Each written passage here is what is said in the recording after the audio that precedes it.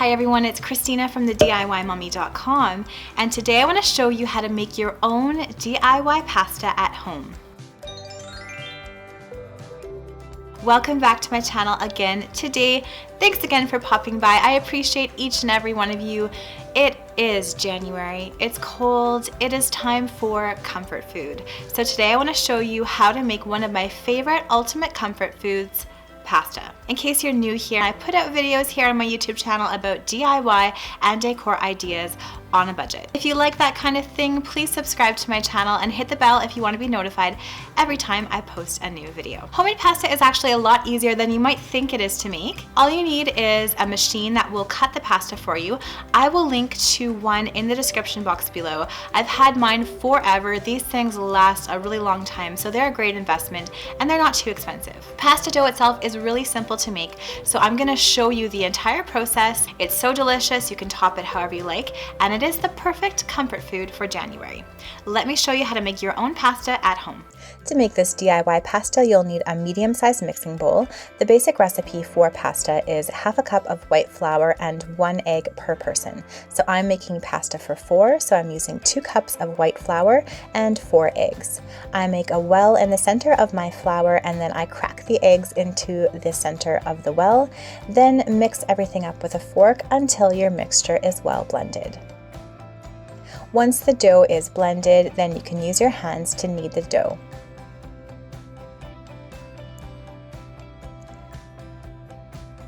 If the mixture is a little bit dry, add some water, and if it's too moist or soft, you can add some flour.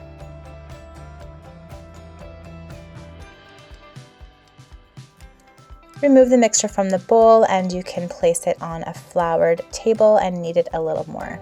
Next, cut it into the serving portion. So I'm cutting my dough into 4 pieces, and then I just like to make kind of a flat shape like this, almost an oval shape, so that it's ready to go through my pasta making machine.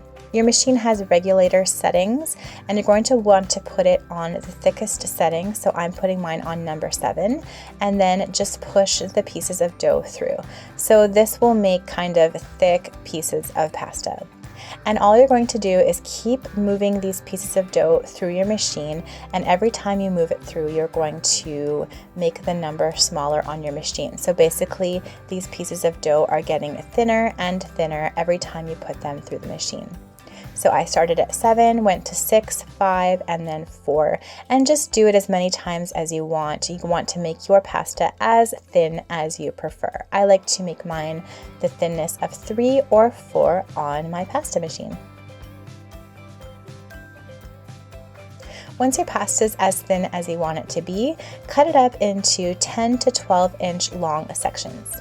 This will make the pasta easier to eat and easier to go through the machine when you're going to cut it into the pasta shapes. Once you have all your pieces ready, I like to just put even more flour on my surface, and then I put the dough through the cutting portion of my machine. So I'm just kind of making a fettuccine shape with my machine. And sometimes if your pieces stick a little bit together, if your dough is a little bit too wet like mine is, you might have to pull them manually apart. So do this with all of the pieces of pasta that you have.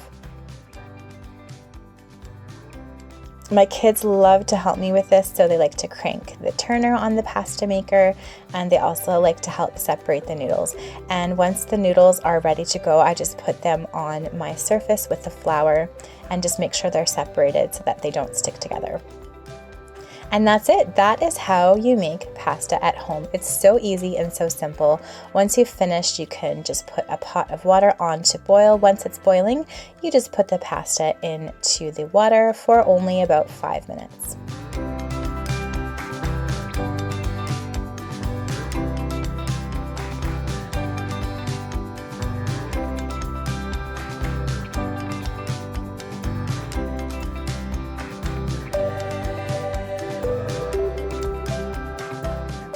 Thanks so much for watching this tutorial. I hope you liked it. I know I don't post too many recipes on my channel, but I think I'm going to start to post at least once a month this year and see how it goes. I really love cooking and baking, especially baking.